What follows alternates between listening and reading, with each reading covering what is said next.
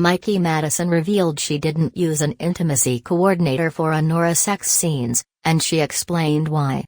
The filmmakers offered me, if I wanted, an intimacy coordinator. Mikey Madison opted not to use an intimacy coordinator for Anora. Sean Baker offered his stars the option of an intimacy coordinator, but Madison says she and Mark Eydelshteyn declined. In particular, Mikey Madison, who you probably already knew from her star turns in Better Things and Once Upon a Time in Hollywood, is a surefire bet for a Best Actress nomination at the Oscars for her performance as the titular character. Hell, she could win the whole damn prize. And if she does, the Oscar would be more than deserved. Mikey's performance is one of the year's best, and it's clearly a role that was both physically and emotionally demanding.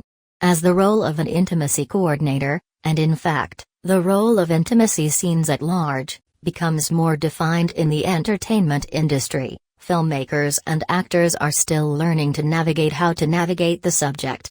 On Anora, star Mikey Madison says she was offered an intimacy coordinator but declined.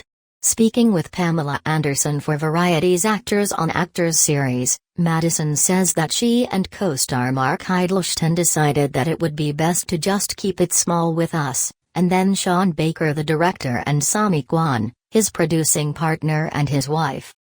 In this way, Madison feels they were able to just really streamline the process and shoot it super quickly.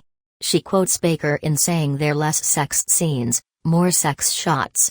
Further, because the scenes were humorous, that made it even more of a positive experience for Madison. I had seen Sean's films and I know his dedication to authenticity. I also wanted to immerse myself in that, so I was ready for it, Madison says, noting that her character is a sex worker, so it requires a lot of her body and her skin. I think that, I've said it before, but I think she wears her nudity more like a costume in a way. She presents herself in this sort of hypersexualized way because it's how she makes a living, and it's just what she has to do.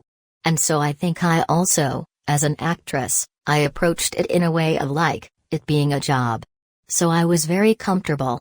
Mikey's performance also involved several sequences, including sex scenes with her co-star Mark Eydelshteyn, that required varying amounts of nudity. In an interview with Pamela Anderson for Variety, Mikey revealed that she was offered the opportunity to work with an intimacy coordinator while shooting, but she turned it down, and she also explained the thinking behind her decision.